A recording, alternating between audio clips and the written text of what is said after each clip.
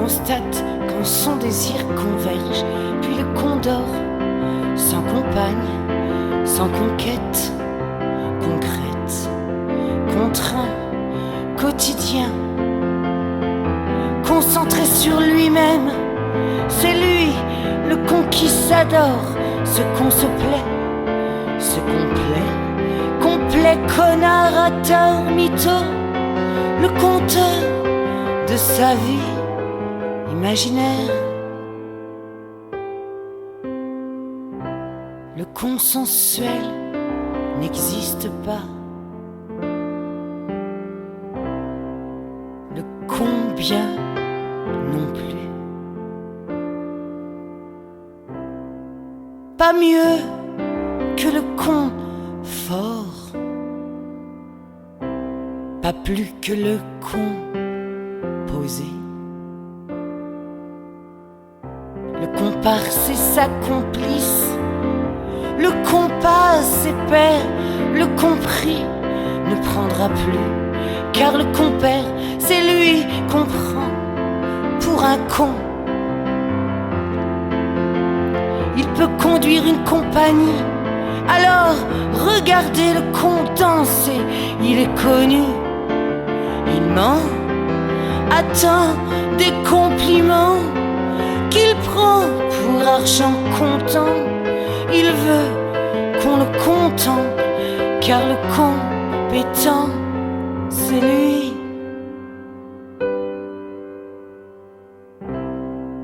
Mais quel est le comble du con? Il fait gaffe au con, dira-t-on, qu'on se le dise.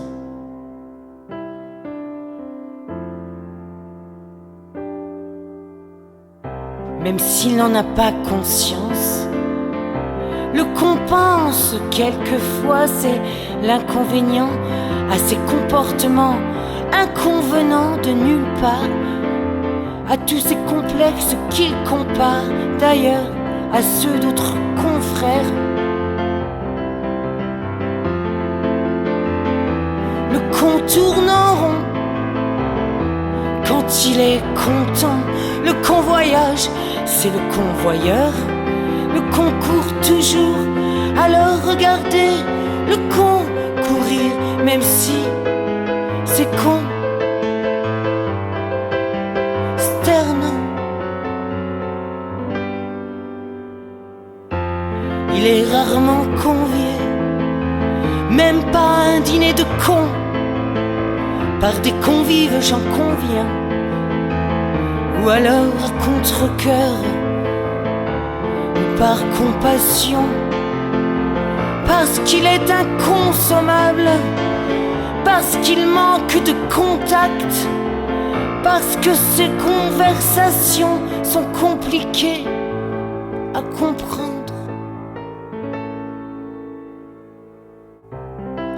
En fin de compte, si on fait le compte, y a pas de compromis, y a que des cons battus, des condescendants, jamais de consacrés, mais pourtant de sacrés cons. Alors que le con vive ou pas, il sera toujours incompris. Le con c'est con, c'est bien connu.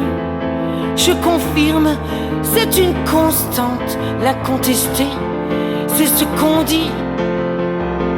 C'est le grand consensus sur tout le continent. Le con le vit mal, mais le con sert à rien.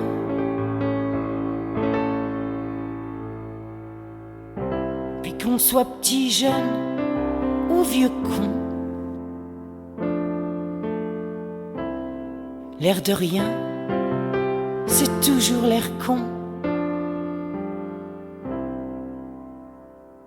Georges, déjà, avait bien raison. Quand on est con, on est con.